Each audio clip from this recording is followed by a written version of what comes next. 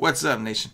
Welcome to another edition of the Wise Take MLB DFS podcast. I am your host, CK013. You can find me on Twitter at CK_013, and I am joined for the first time of the 2019 regular season by the Wise Take Nation boy genius, aka the Wise Take Nation Bart Simpson, the medical student, of course, the genius, CamG333. You could find him on Twitter at KamG333. I guess with the 333, I'm thinking of Triple H, which makes you also the Triple H of the Wise Take Nation. Now that's a good one. All right, we can just add it on. That one. Yeah. How you doing, brother? Pretty good. Saw you last night. You looked a little lonely, so I thought I'd jump on with you tonight. 5 games late. You know, every once in a while, like, don't get me wrong, I'm very, very happy that you were able to do the show tonight. It's definitely fun to do it with another, person, but every once in a while, it's nice. Like, you're never lonely when you're a part of the Wise Tech Nation, because the nation is there. Yeah, you know what I'm saying? Like, they're there, man. Right. It seems like I'm talking to myself, and I am talking to myself, but I'm also talking to the nation, and the nation is telepathically speaking to me back, because we just got it like that. But I do appreciate having you on the show, Cam, but trying to get you on a pod. We definitely want Cam on the pod. Cam's been around with us for a while. Cam is like borderline OG at this point. Like, you are OG. I just have to figure out what to call you, because, like, right. Paulie is the OG, Patio Joe's the triple OG. So I got to figure out where you rank, in that scale. Maybe like the mini OG. It's just something like that. It's just because you're young, like I said. Like Cam's like you're gonna be like 35, and I'm still gonna think of you as like the college kid, like yeah. Yeah, exactly. Yeah. I need Yelich to go yard here right now, so I'm a little distracted. Yeah. If you hear something wood, like his desk like tap, if you hear something tap from underneath, just don't mind Cam. The Brewers are on. He's got a stack. He played Flaherty on FanDuel, which was an awesome call, by the way. I did not, and that's 1%. 1%. See, I did not do that. I pitched Maeda, and it was a disaster. But great call on Flaherty, and also Cam stacked up the A's, which that's the one thing I think as a whole everybody kind of got right. I looked at your cheat sheet. I looked at everybody's content that I looked at, including me and Paulie on the Y stream, from the Day's tournament article. Everybody was pointing the nation to Oakland as one of the stacks, and that definitely worked out. Chris Tapas double-donged, Matt Chapman double-donged. So Cam currently has an A stack with those 2 players included. Flaherty, who, if he gets the win, which he should have put up about 50 FanDuel points. And now he's got the Brew Crew. Yes. It's all relying on my Brewers, and they're going to let me down. And that's like that's the beauty and the pain right there. When it comes down right. to like the late night hammer is your favorite team, which for Cam it is, the Brewers. And like you played them today. You homered out a bit. It was a good spot. I'm not calling you a homer. Just saying. No matter what, it's always a homer play if you're a fan. Because exactly. You're invested aside from just your lineup. Like now, you can't go right. Like it's either like you're being biased like against them, or you're being biased like for them. So it's like you can't go for it. It's just a very difficult situation. So now everybody else on your squad's done well. It comes down to your Brewers. Grandal's already been robbed of a home run. And it's full tilt. So if you do hear a little tap on the wood, or you see Cam jolt a little bit, it's all good. Look past it, and just a little tap though. Just a little like pebble tap. yeah. It sounds like a small little rock is hitting them. Like a little teet teet. I love it. They probably won't even be able to hear it. No, probably not. Yelich, let's go RBIs. There. All right. I've been trying. This is great because I've been trying to tell the nation that Cam is one of the best people to sweat something out with, whether it's in the Slack chat or whether you're actually like on a call or a show or whatever the case is. Cam's one of the best, man. He's got the young man's energy. Well, he'll still react to react. Like in my head, I'm doing the same thing, Cam, but I'm getting old. So now I just can't. I don't have I'm too lazy to even point at somebody, man. Like I'll go to make a tweet these days to bash a player to make myself feel better. And I've been trying not to do that and be so personal, because like later on the next day I'm just like, damn, did I really just like that was kind of a dick. And it's like when you wake up in the morning, like after like a night out or something, and you like realize like, wait, did I really do that last night or something like that? Yeah. After you're done tilting, you're like, did I really tweet that about that guy? I feel bad. I feel bad now. So I've been trying not to, but as much as I'd love to say it's because of my willpower, in reality, it's been because I've been too lazy to do it. Straight up. Yeah, those arthritic fingers when you get to your age. Yeah, man. Absolutely. Once you hit 30, man, I'm telling you, it's just yeah, so old. Yeah. You'll see. In another like 20 years or so, you'll understand, Cam. Yeah, I mean, you're in your 30s. Another 20 years. Exactly. But anyway, good luck, Cam. Hopefully we have some positive sweats going here. Some good vibes going. So we'll see what happens. That game's got a long way to go. We have a 5-game main slate. We're not going to talk about the early slate. The early slate, I will write an article, as I did today this morning for Wednesday's early slate. I will do that for Thursday's early slate, and that'll be available at wisetake.com for the Wise Take Nation members. That would be included in a day pass. For those of you that aren't yet members, I should say, if you get a day pass, $2.49, you'll get access to all the MLB content for a day. So you'll get the main slate, Wise Stream, all the articles, and on the early slate, you will get my article as well to give you something to play for the early slate. But we'll do the plug at the end. Cam, 5-game slate. Talk to me about some of the things beginning of the season that maybe have caught you off guard, which I'm sure Boston is a subject we can discuss. And tell me how the slate, how baseball's been going for you early on, man, since the first time we had you since it started. Yeah, so I started off like really well. I think like the first maybe like 5-ish slates, I like cashed. I had a couple maybe like top 20 finishes in like a 1,500 man field or something like that. So I was really close. And then maybe like the last like couple days I haven't done as well as I wanted to, but again tonight should be doing good as long as my Brewers can come through. But I think overall I've been on a lot of good stuff. I'm happy with like my process, and this year I have like my model and stuff all like collected and figured out, where last year it was a little more of like manual labor every day. So that's been more automated, makes it easier for me. So it's been good so far. But yeah, I mean, like to start the season, some of these teams, Boston was definitely a team that I was like shocked when I would play them and they would do nothing all the time. But yeah, and then another team I'm kind of looking at is like San Fran, just with how bad they've been. Definitely like a team that I'm really looking to attack, probably going to be all year.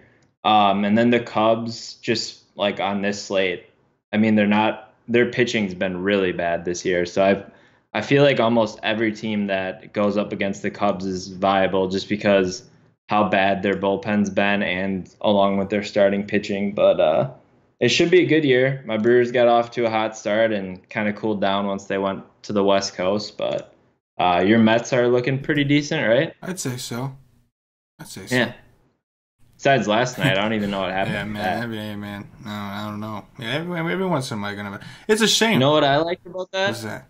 He's just dropped. DeGrom's just, his stock's going lower, so the Brewers probably only have to give up maybe like a AA guy now instead of a AAA guy or something like that. But, the minute I said "What's up," I knew, and I was like, it hit me. I'm like, yep, it's about DeGrom. Yeah. Yes, Cam. I would say what, three to four times. No, I'm probably exaggerating. 2 to 3 times a week. There is a message somewhere where Cam will notify me or let me know in some way that DeGrom is going to go to the Brewers. He'll just and the best part about it, the best way to troll is he does it not in like a talking shit way. He does it in like a positive attitude. Like, I should be happy about it. He's be like, hey man, it's all good, bro. Just a couple more, and then come to the Brewers and and I love that. A couple more months. I love that. That is the best way to troll right there. Just. Yeah, I was gonna at you last night and be like, yeah, I think his stock's lowering, but I didn't know if you had a lot you didn't want to get the anger tilt tweet back? Like, yeah, exactly. You're dead to me. I didn't want like a pissed off GIF reply or something like that. Like, you're dead to me, Cam. So I just let it be. Let it be. Understood. Yeah, man, I agree with pretty much everything you said. I think that Boston's been a huge shocker. We'll see if they wake it up at home. That is kind of brutal to start off the season on a West Coast road trip. For sure. But, that could be brutal. But at the same time, like when you look at the Cubs and you look at Boston, one common factor we're seeing is the pitching struggles.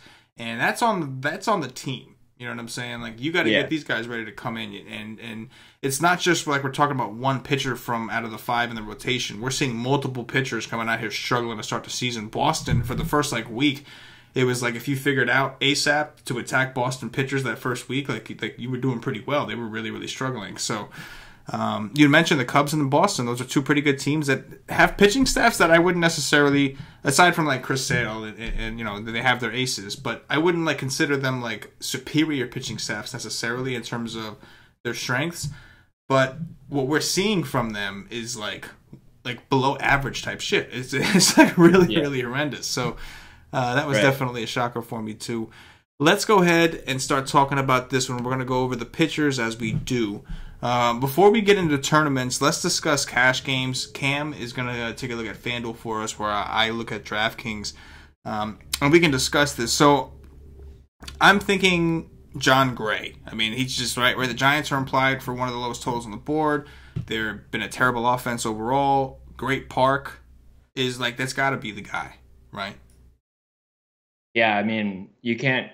It's hard to put an argument against him outside the fact that, like, you could be like, oh, he's John Gray, he could blow up, right? But I mean, this is about as good of a spot as you're going to get for any pitcher in the league, going up against San Francisco, just really bad offense to start the year here. And to top it all off, they're in their home ballpark, where it's probably one of the best pitchers' ballparks for any pitcher there. So, I mean, that's where I would probably start. He's 9. What is he on FanDuel?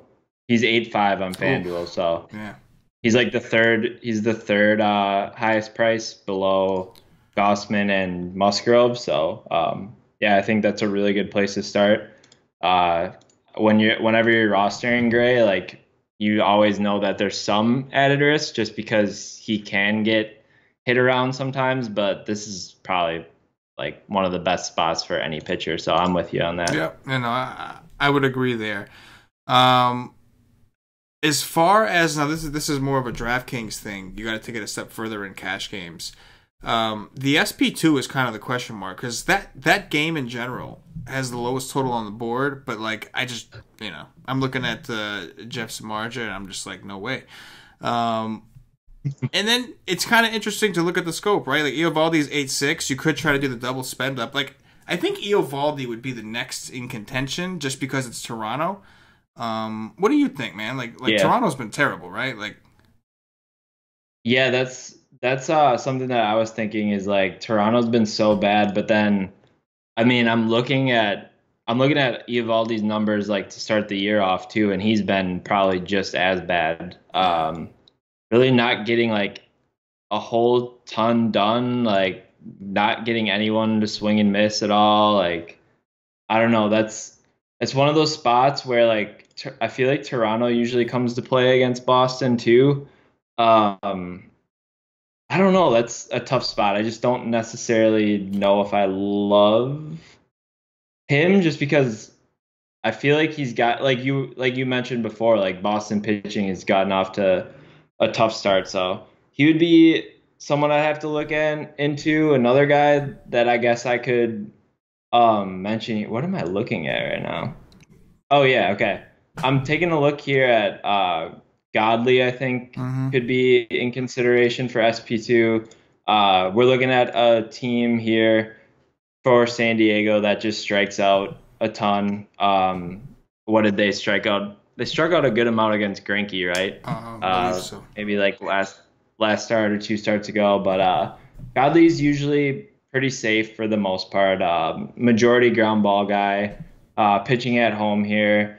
And then we'll mention it later, but he's going up against a rookie, making his first start. I believe you said, right, coming out of Double-A? Yes. Yeah, so I would assume here he'd be favored. Arizona at home has been fairly hot with the bats, so I think Godley could be in consideration for SP2 as well, if you're trying to go there. But it all depends on how comfortable you are spending up at pitching. Right? I completely agree. I think Gray's only 9.3, so he's not like that 10, 11K, you know, we normally have on larger slates. So I think because of that, you can afford to pay up a little bit more at SP2, and I think Godley does make a lot of sense. He's $300 cheaper than Eovaldi. Toronto's been terrible, and that's the offense I would rather pick on. But at the same time, like you said, number one, they seem to always kind of play Boston competitively. Even going back to last season, they had some kind of speech about tired of being the league's floor mats. When the Yankees and Red Sox beating on them, and they started playing those teams really, really tough, even though they were pretty much eliminated from playoff contention already. And on top of that, like you said, like we haven't seen Boston their pitchers get right yet. Like it's as sad as it is to say, I think Price might be like one of the better looking ones. Man, Porcello's looked terrible. Eovaldi did not look good in either of his two starts. No. Matter of fact, I think we all stacked against them with the A's. The A's have kind of been the Wise Take Sweetheart team, man. We've been on them pretty much. Dude, I feel like I write up the A's every single day. I know, dude, for real. I feel like I'm always talking about the A's. Chris Davis is almost always in my Don Watch call. Chapman, like, I don't know. Dude, they've been doing so well though, and then you get them out on the East Coast, especially. I was just talking about that on the Wise stream earlier today. But going back to Eovaldi, I would agree he's a big favorite, but there are some concerns. Like I expect Boston's offense to start waking up, but the pitching is a concern. That sometimes that could take a while for a pitcher to get his thing back. Right. And, like none of these guys really pitched a ton, so I'm with you, man. I think Godley is the way to go. Hope the humidor is working. Hope they close the roof. And in the meantime, you have a crap ton of right-handed hitters. That's one thing San Diego does not have a lot of, and it's not a lot of lefties. So, I think that does make a lot of sense from a cash game perspective. Flipping the script into tournaments now. Let's discuss some of these options. John Gray first of all, is John Gray the most expensive pitcher on FanDuel? No, third highest. So Musgrove's top priced at $9K. Okay, so to start off, we'll talk about Musgrove. So Musgrove is $300 cheaper on DraftKings. He's $9K over here as well. He is coming off of a phenomenal game against one of the worst teams in the league. Granted, he probably could have kept going. He is now going to play the Cubs. Now, there's weather concerns. I'm not even going to discuss the rain. We can get into that tomorrow when we actually see the forecast. Cammy, you're in Chicago, and I just heard before you shut your window earlier when we did the call, I heard the wind howling, right? Today, it was that wind blowing in from center. Tomorrow, it looks like there could be 15-mile-an-hour winds blowing out to left field, which completely kind of changes the dynamic. Musgrove, not really known as a strikeout guy. The Cubs, not really known as a strikeout team. Granted, he had 8 strikeouts against the Reds, a terrible offense, but it took him 7 innings to do it. Talk to me about Musgrove in this situation against the Cubs. Yeah, so Musgrove's definitely going to be a guy I'm going to have to look into tomorrow just because of, like you said, I want to make sure that a lot of the numbers that we saw in that first start makes sense with what we're seeing on paper in terms of his pitches and everything. I'm not necessarily sure that much has changed with him. I think it's exactly what you said. He was facing the Reds. And that's just literally one of the worst matchups here for one of the best matchups for a pitcher here. I believe the Reds probably have one of the highest strikeout rates to right-handed pitching to start the year off here. So I think his numbers are going to be a little inflated, but some things that were encouraging there for Musgrove, 74% first pitch strike rate, which is always good when you're talking about pitchers. You just want them to get ahead. So he started off the year on a good note there, but looking at his swinging strike rate to start the year, probably a little bit inflated going up against the Reds. 15.3% swinging strike rate, 37% whiffs per swing. So I wouldn't I wouldn't bank on that to continue here.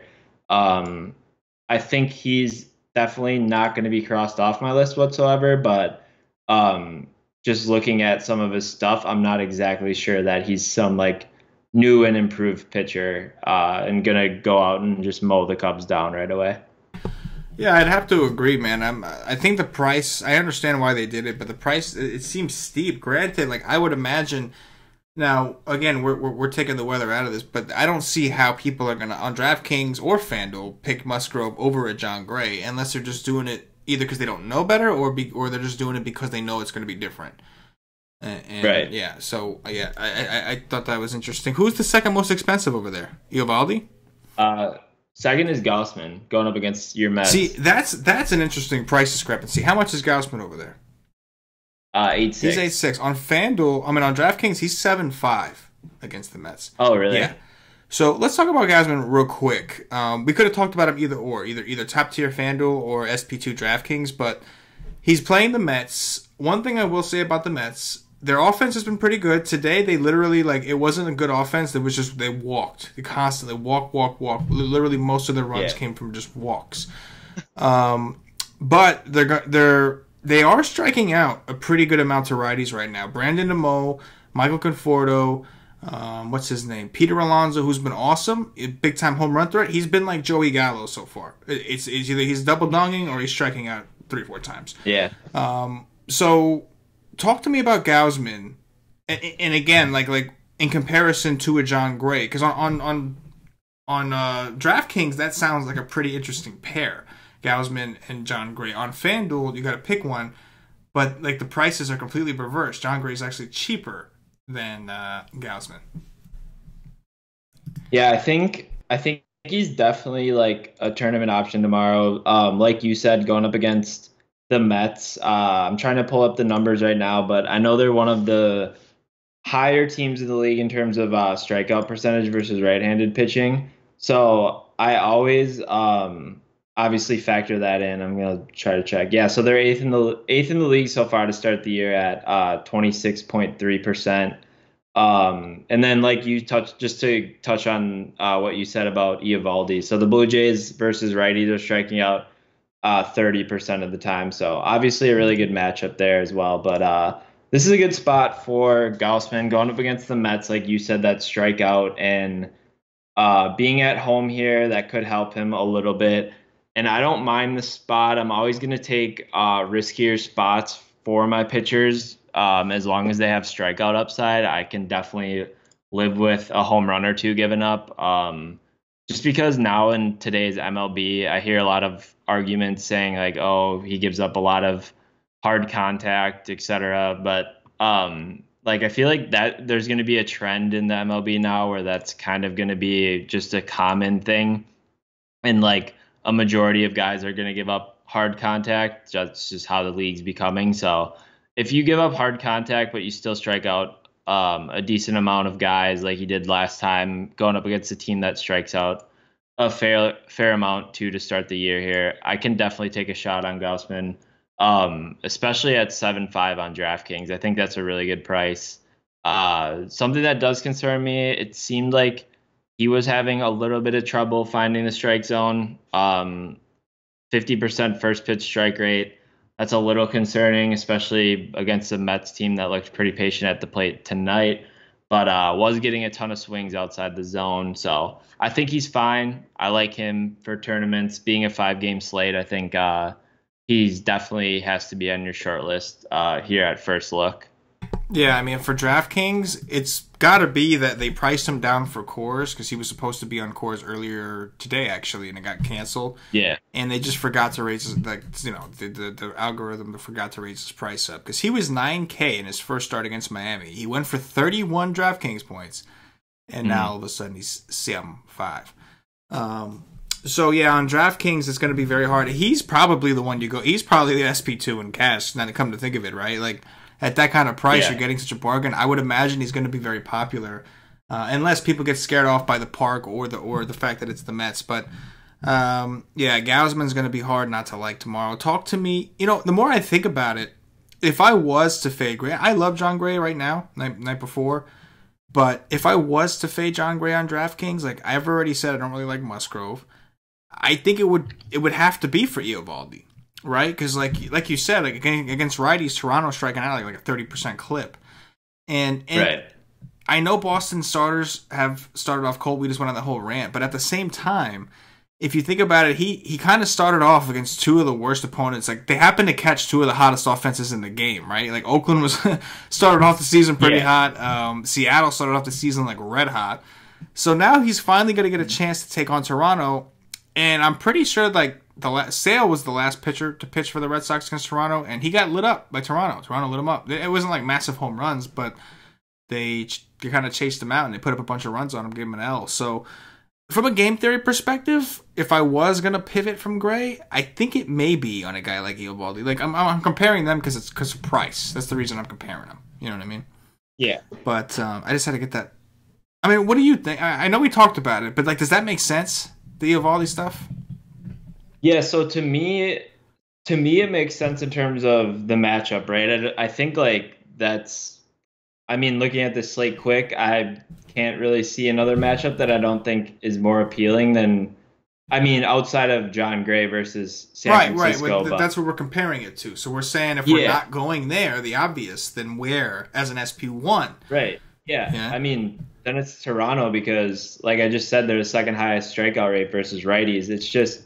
It's one of those things where, like, I'll have to look at it tomorrow, but you're just kind of hoping on like him rounding into form a little bit, and you hope that like Toronto comes out and doesn't really like care anymore about their rivalry and everything. But I mean, it makes sense in terms of like a pivot because you want to get that similar ceiling, and I think he does have it. It's in this spot. It's like basically like it's game theory. Yeah, there's stats supporting it, sure, but it's a game theory pivot. Like otherwise, John Gray is clearly the more attractive option, but it's a game theory pivot. But I guess it would be for him because I just don't see doing it for Musgrove. Even if the rain cleared up, battling with the winds, going against the Cubs offense that doesn't really strike out a ton. Like I'm not just gonna know, just can't do it.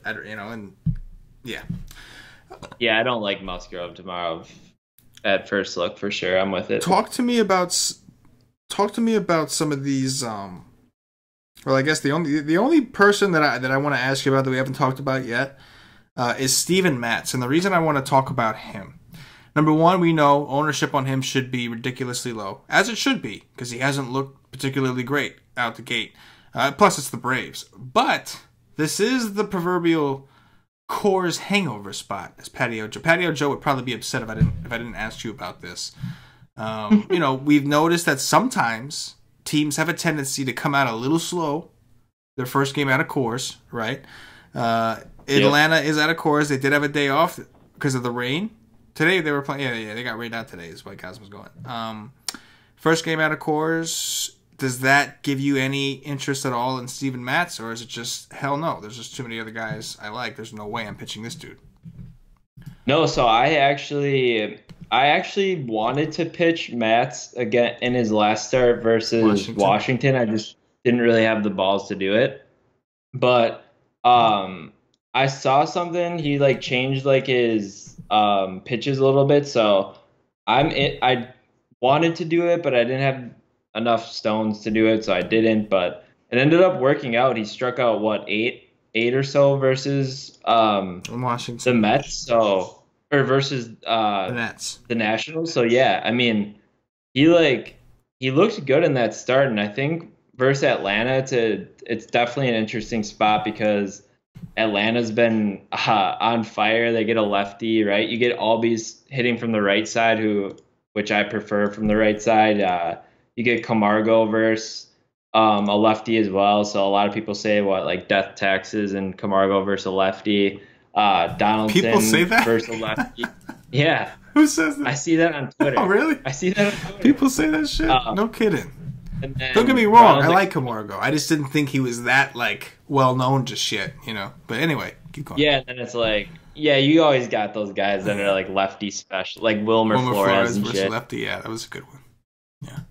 But and then Acuna rounding it out there. So it's a scary spot, but I mean, we've seen it how many times with that Coors hangover. Like, there are some scary spots, but it can work like really well. And I mean, when it works, there's a lot of upside in it. And on a 5-game slate, taking a shot on Matz here at 8-1, and I gotta look what he is on FanDuel, 7-7. So he's the 7-7, but he's like, yeah. So I like him. Awesome, I like that call a lot. I wish I had the stones to play him his last start, but I think he could have a good year this year. Yeah, we'll have to see, man. A lot up in the air. Wheeler didn't look so great in his last start. Matz looked terrible against Miami, and then all of a sudden looked pretty good against Washington, minus the walks. DeGrom just got shelled after pitching a gem his first start against a way tougher team in the Nationals. So I don't know. I like these early. I like the early MLB because if you like can figure out like what team's good early and like why the person performed bad based off of like matchups. Like a lot of people just overreact and jump on like this guy's bad all of a sudden when realistically like you were saying like Eovaldi he was playing the A's and the Mariners, right? Like so people could argue those are literally they probably are the hottest two teams in the MLB right now. So that's not a fun spot to be in. So you can kind of play that game too, where you like definitely do not ignore who they played, right? Like Musgrove had a phenomenal outing because he played the Reds, where if he was going up against the A's and the Mariners, he probably wouldn't have done so hot. So like just play those because I feel like the field like overreacts a lot too to like these early games. Like they're like, oh, this guy sucks, or this guy. Ooh, Jordan Lyles just put up a 33 against the Cubs. Wild. It was a wild night. It was. Dude, Moose just hit 113 off the barrel and only got a single. Gotta love the Angel Stadium. All right, let's talk about some. Oh, real quick. I should probably give a quick disclosure. Patio Joe is apparently watching us right now, and he texted you and I both, Cam. And he says, game was postponed, so they be resting and explicative. Oh, I see it now. How do you say that word? Explicitive. Explicitiving. Explicit. Yeah. Right? I mean, I don't know. I'm asking you, dude. You're in med school. Come on, bro. Come on, man. That's the word on like iTunes, right? Yeah, for like vulgar language. Explicitive? Isn't that what? I don't know. Explicit is the word, but there's like a way to say it like. Oh, expletive. Expletive. There you go. Expletive. There you go. Thank you. I see what you're trying to say. Thank you for that. But yeah, game was postponed, so they'd be resting and basically banging is what he's saying. No cores effect tomorrow, Joe says, in all caps. No cores. So they will be resting. Gotcha, Patio. Patio. All right, Cam. Let's wait. Whoa, what you got? Isn't that what That's what Cash used to say about Atlanta, right? Did they go to the strip clubs? And he was right about that. Whenever teams go to Atlanta, you gotta, be careful, stay away from like certain people, depending on the personalities, because they will party. He always said Atlanta was one of the hottest party cities out there. So we have we're on like the second leg of our Coors hangover. It's not the day after, but it's this like you still have like a mild headache or you just feel a little achy. You just and then we were at the strip clubs in Atlanta all night. So this is like a double whammy. I think we might just have to take Galson in hard consideration. I don't even know what I'm talking about anymore, man. It's all good, because we're about to talk about bats, Cam. No, Matz, it would be stupid. I knew what you meant. I think the nation did too. I know. Hopefully. I tried to just like switch off the subject real quick so nobody realized, I'm like looking at so many like games and stuff that like I get them mixed up. It's like, how you have series, so it's like, oh, the next day they play the same team, and now like this is the day where they switch the teams that they're going up against. So I'm just like, I'm thrown off now. No, absolutely. And then, like, as you're looking at statistics, because you've been studying so much, you're seeing like body parts popping up, and right, yeah, dude, it's just a big blur. It gets wild. But hopefully, pretty soon you'll be able to analyze injuries for us. I'm gonna be like, Cam, how bad is this leg injury this guy has? You know what I'm saying? And dude, for basketball, I was doing that. Like, they would like have like what specific injury they had, and I was like, damn, I know what that is. And that is not cool. Cool. He's like, damn, I know what that is, and that is not fun. That's not a good one. He is probably not playing for a while, guys. Yeah, when Dwight Howard was out with his incident, the butt? And they said it was like his piriformis, I was like, I know what that is, but apparently it wasn't that because he's into something else. But yeah, that's a different topic. His piriformis, and Cam was like, I know what that is.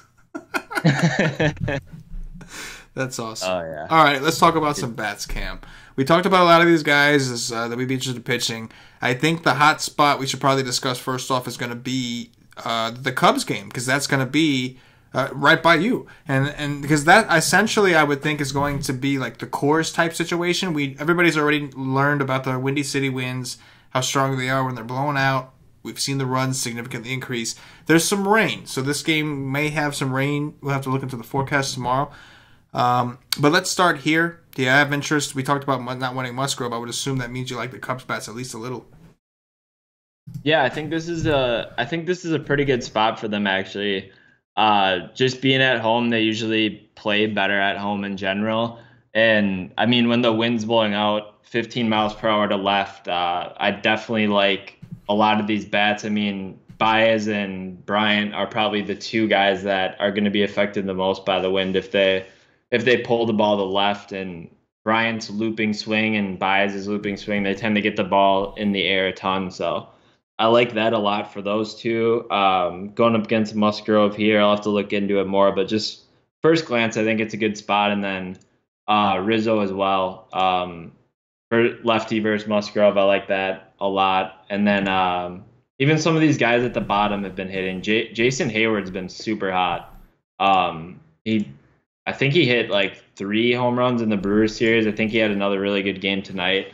So I like that a lot. And then on the other side, I mean, we saw Quintana against the Brewers. Obviously, a really tough spot against the Brewers and did not do very well. Also played against Texas and only went 4 innings in that one. So if the trend continues here for Quintana against the Pirates, he'll get pulled early, and that's gonna lead to the Cubs bullpen here, which is third worst on the slate. I think you could argue that potentially it could be first or second, depending on what arms they roll out. So if Quintana can get yanked early, I definitely have interest in these Pirates bats too from both sides. So I'm not going to play any of these pitchers, and I like both the bats here for both sides. Yeah, I'm completely with you. I'm not a Quintana guy. It takes a lot for me to pitch Quintana. Last year, there were a few moments where the Padres showed like real weakness against lefties. I don't think that's going to be so much the case this year with some of these guys like Melky Cabrera.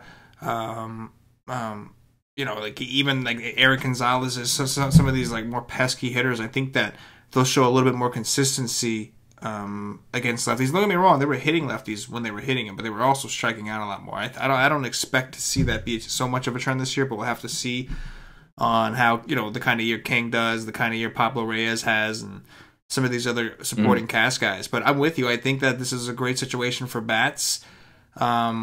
We'll have to see what the weather forecast is. If it stays consistent with the winds, you gotta like both sides. But I mean, like against Musgrove, like you want lefties, but even the righties, because of the wind, you have to consider. And he's not a big strikeout guy. So Chris Bryant, Javi Baez, Wilson Contreras, like the whole team. 1 through 8, like you said, Hayward. Hayward doing good bothers me. Like I don't have anything against the guy, but like at least you knew when you were stacking the Cubs that was a guy you were skipping. Like it was like it was one guy you didn't have to worry about. Not playing Hayward. Yeah. But unfortunately, Now you have to worry about yeah. he's bet, and now he's like eighth or seventh in the lineup too, so that just screws everything it up. just kind of messes everything up, and he's like smashing right now. But and now if you want to play him, you got to pay $4K for him on DraftKings, which is just wild. But That is pretty. yeah. But I'm with you, man. Both bats are very appealing. I think that this is a situation I would expect, unless the weather's like really bad, I would expect the ownership to come here for bats. It's either going to be here or people are just going to go after Boston, I would think. Honestly, Boston and Atlanta will probably get some love, right? Like people like to stack against Steven Matz. Last year, when you took like Zimmerman and Rendon against this dude, it was just money. So I think people have it instilled in their mind. And like the Braves have been fairly hot. They're at home. You mentioned earlier, like you got Albies from the right side. They got Donaldson now, Acuna. They got some pretty prominent righties. So maybe the Braves will pick up some traction. But even so, I would think that if the wind stays consistent here, we're going to see this game be pretty popular for bats, or at least the Cubs side. Yeah, for sure. I mean, that total could get up to like 13 if the wind's blowing. Yeah, if it stays consistent. Higher, yeah. All right, let's compare this situation. Let's talk about Boston. 5.6 projected run total, going up against Aaron Sanchez.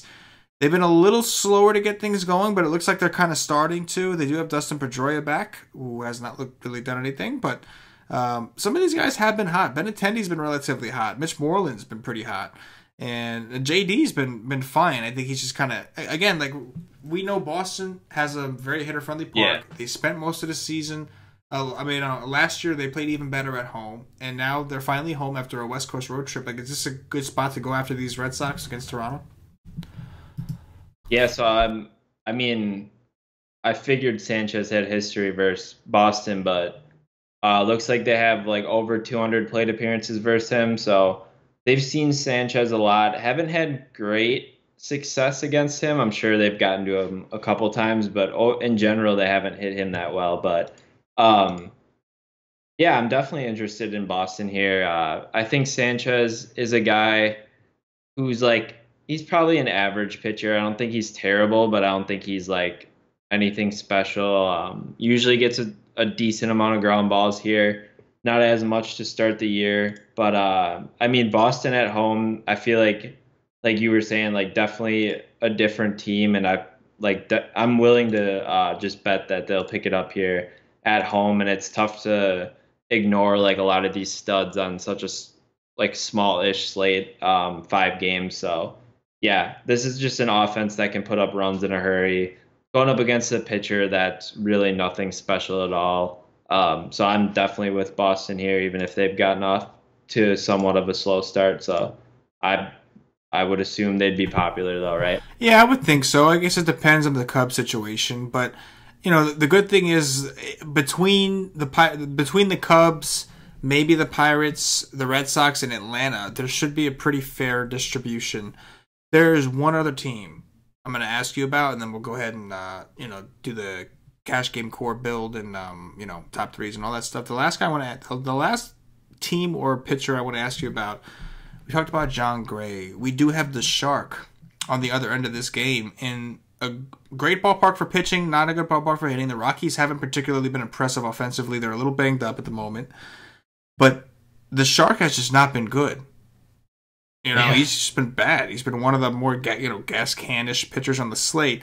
Is this a situation where you want to attack him? If you don't want to attack him, are you interested in pitching him? Because on DraftKings, flip to DraftKings mode. He's 7.5 over here. I don't really, you're playing him over Gausman, I guess. But what are you doing? Just leaving it alone? What do you think?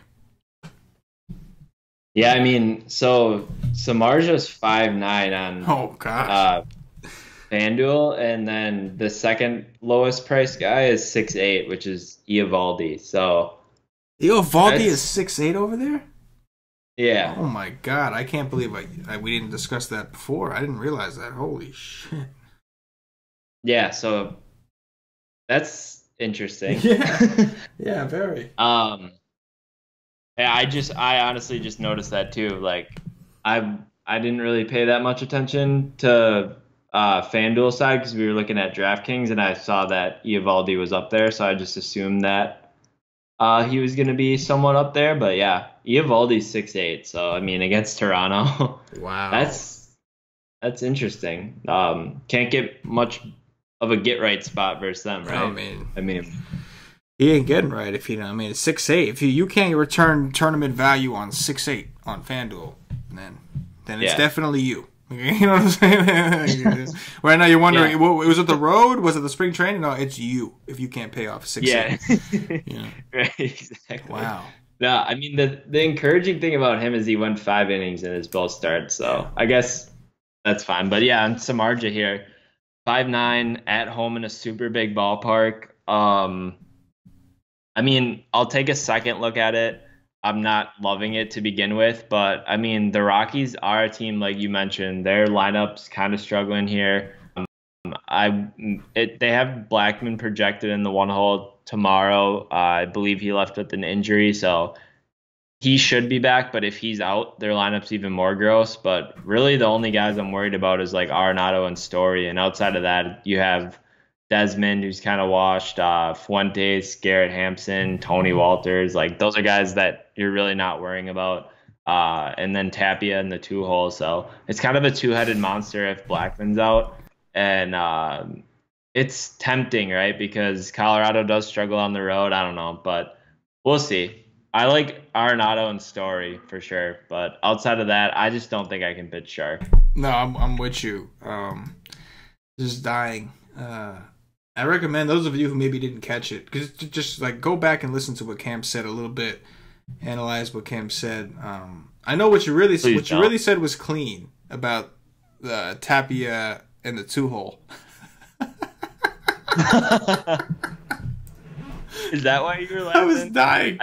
I was dying because, like, you know, I'm sitting here. When people talk, like, as I listen, I like to kind of doodle a little bit sometimes, just write in a little notebook, you know. And then I just kind of, I guess because, like, I look at you almost as a doctor because you're going to be a doctor soon. And so it's like, some doctor would say, I'm going to tap you in the 2-hole. Okay. I'm going to tap you in the 2-hole. You know, turn your head and cough. I'm going to tap you in the 2-hole. Like, this sounds like a, you know. Yeah, I'll put that on the list of not to say that again. So hopefully he's never in the 2-hole ever again. Hopefully not.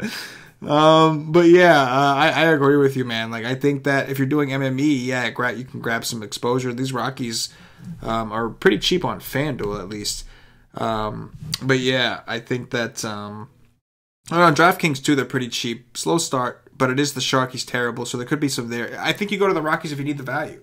If you need the money because you paid up a pitcher or you did stack the Cubs or the Red Sox, one of the more expensive stacks, and you need the money, I don't mind looking to some of these Rockies for value because it is the Shark because he's so bad.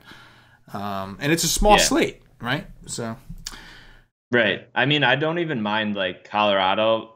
It's obviously a huge, like, ballpark shift in the negative direction, but I mean, there is a lot of outfield in San Francisco too. So if, like, Story and Arenado and Blackmon can hit the gap, like, they'll be more than fine in that ballpark. Like, it's a bad offense, but it's a bad pitcher. So I think that, you know, you could, because they're so cheap too. Like, if you do play these guys, you don't need them to go double dong. Like, you love the double dong, but at the prices you're paying, those are not the guys you're looking to get the double dongs from. You know what I'm saying? Right. Yeah, you want like Mookie, you're looking for Mookie to do that stuff. Stuff. Exactly.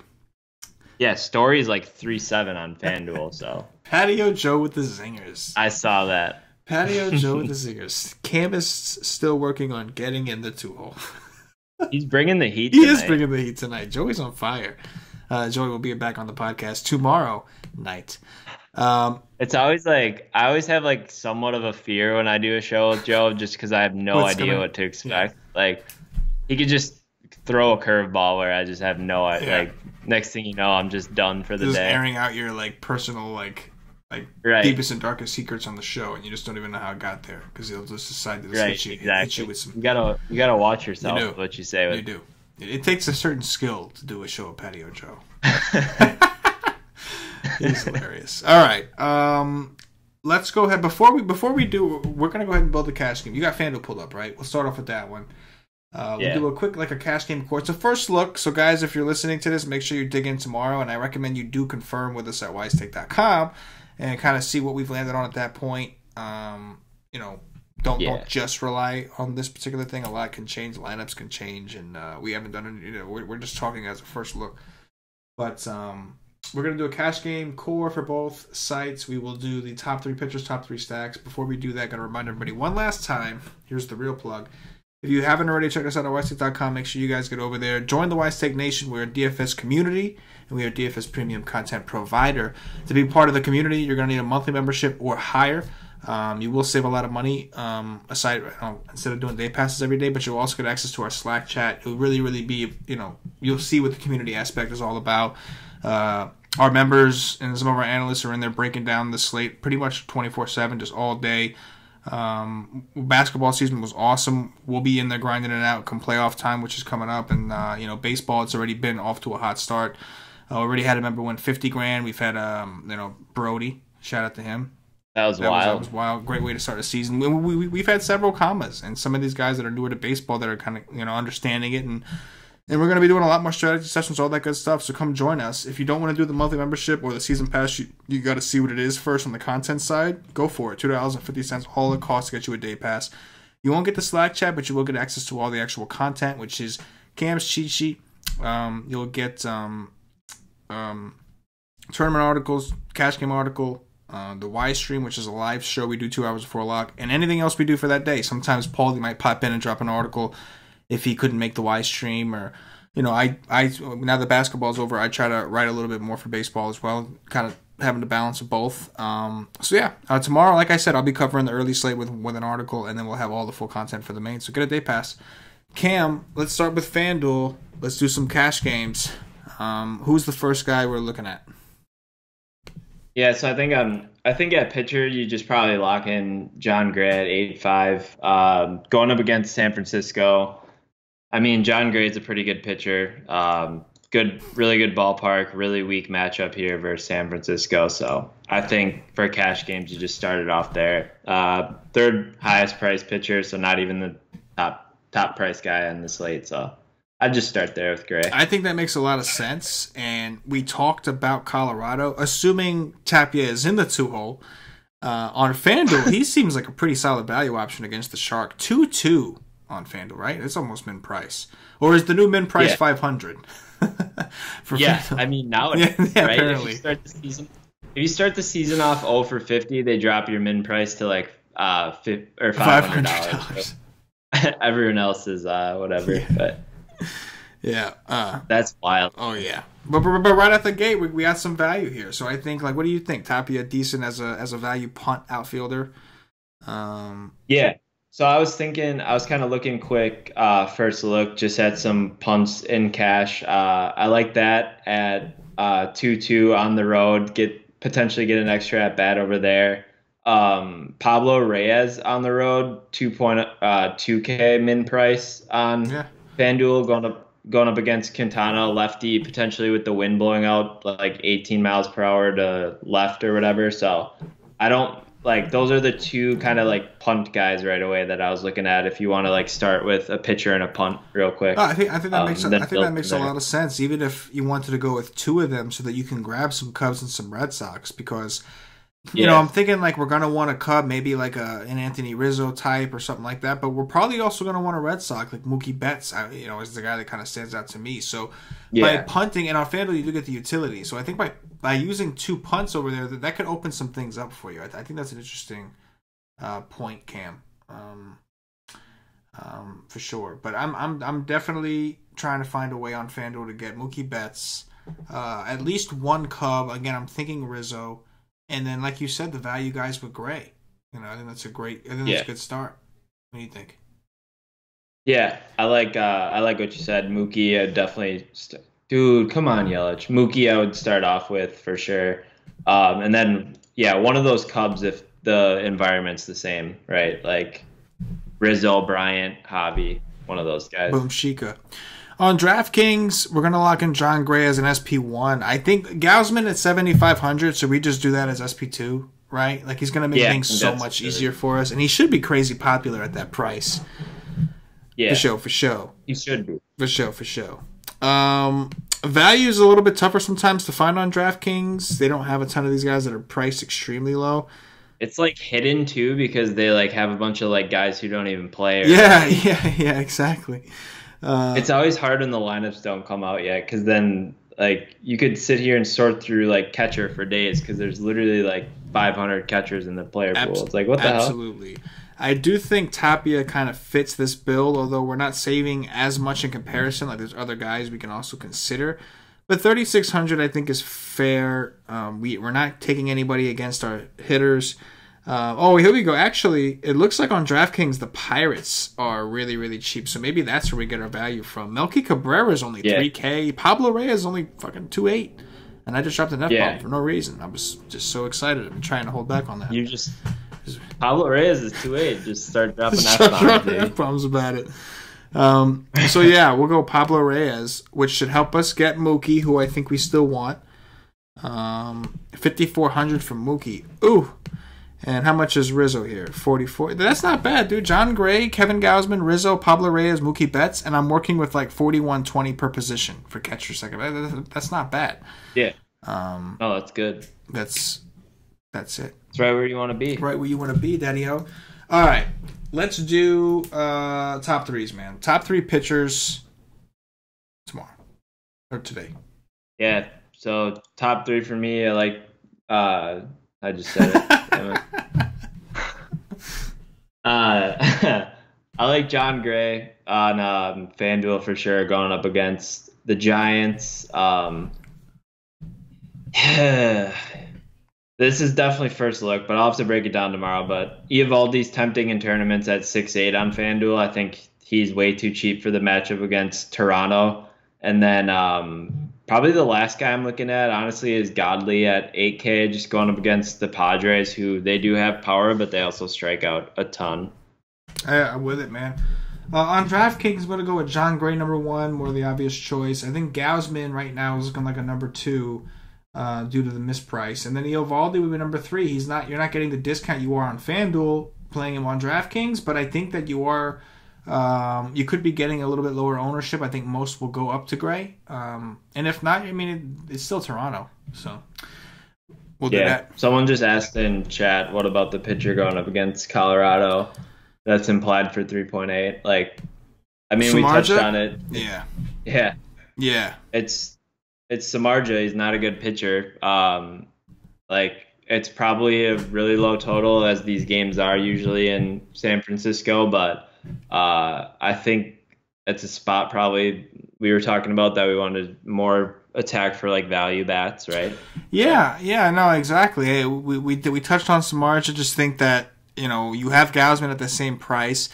Look, if the Rockies roll out, if there's some more injuries there, if we see like some death squad lineup, I'll be a little more inclined. Yeah, I don't think Samardzija is the worst idea. I just think he lacks upside, and I think Gausman just has more upside. So I would, while it's a better pitching environment for Samardzija, maybe even a better matchup on paper against these banged up Rockies, Gausman still has more upside. I think that's what appeals to you and I, right? Like in comparison to him at the same price. It just seems hard. Yeah, Gausman's probably in the better matchup, right?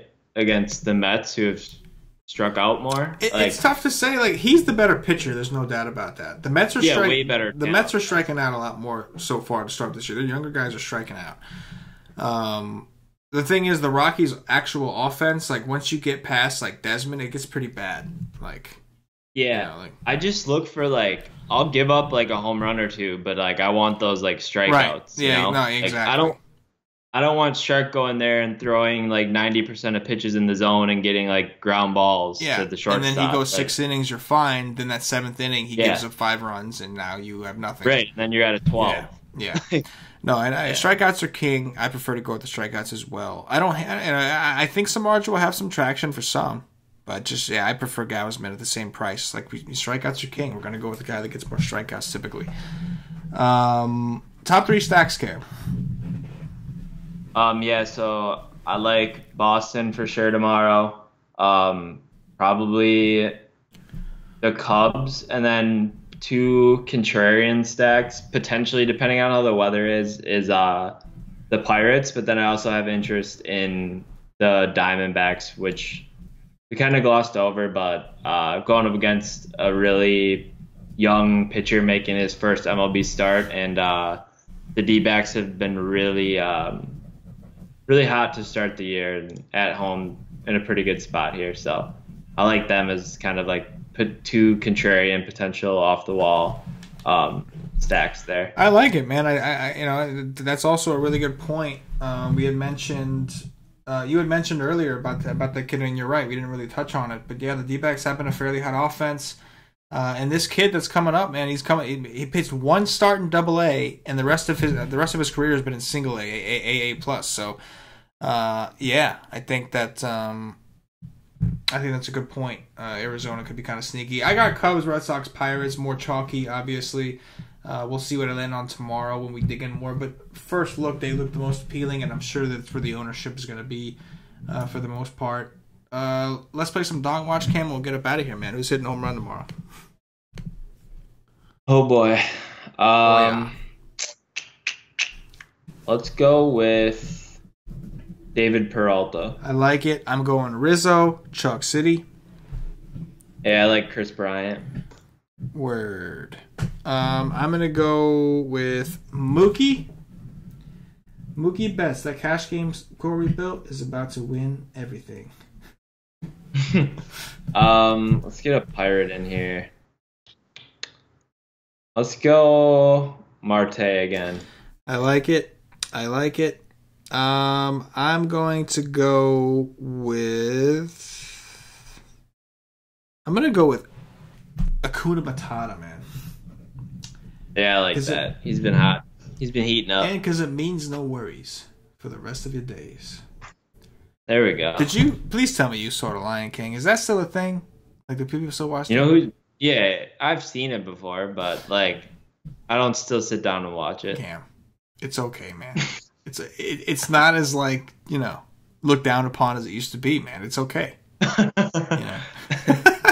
Yeah, I just can't be associated. Just can't take the risk. Yeah. I understand. Cam, it's been real, man. I appreciate you having on me. These are always fun. I definitely like this new format. Yeah, man. My Brewers are really taking a dump on me. Yeah. I thought it was gonna be a good night. I was like, I got the A's, I got 2 double dongs, and I got freaking a 50 from Flaherty at 1%. All I need is my Brewers lefties, like Yelich, probably top 2 or 3 player in the league, just to do well. Grandal hits up all over the fence that gets robbed. Like, now it's not going my way, but we'll see. Hopefully we can get to the bullpen or something. Yeah. But I saw Jaime Barria's in here now, so. Well, we're gonna get out of here before Cam breaks his computer. So, with that said, I might start crying. Don't make me stay on the air for that one. I'll keep us on the air all night for that one. But in all seriousness, Cam, always respect what you have to say, man. You've been with us for a while. We appreciate you. It's always nice to have you on the show. You can catch Cam on the MLB Y streams, usually Fridays, most Fridays. You can catch him on the Y stream with Patio Joe if you are a YStick member, and of course you can always find his cheat sheets over at YStick.com. He pretty much he does them pretty much every day as long as the slate is sizable enough for him to do it. He's doing a great job with it. So, Cam, we appreciate you, bud. Color coordinated. Now. I love the color with the stack thing. The stack thing you did. You see that? That was awesome. That was a great move. I tried it on Sunday, but I wasn't sure if people wanted it or not. So I was just like, we'll try it on a weekend and see how it goes over. But people liked it, so I think we're gonna keep it. I thought it was great. It kind of puts it into perspective. Makes it, once you decide on a stack you like, it makes it easier to kind of pick the players you want from that cheat sheet. So because it makes sense. Yeah. Like, it depends. Like, it's not just pick these random dudes. It depends on which one you like the most, and then start from there. It's like helps me too, actually, because I can then you can see what teams kind of pair together well. Yeah. You know, it's like you're like, oh, I want to stack the Phillies and the Mets today. Yeah. But they have 2 first basemen that you want. You probably can't do that, so you have to go with the A's because they have a first baseman that it's easier that way too. So absolutely. But yeah, side tangent. There you go. Peace. For KamG333, for myself, the entire YStick Nation, as always, good luck. Yeah. Ship it.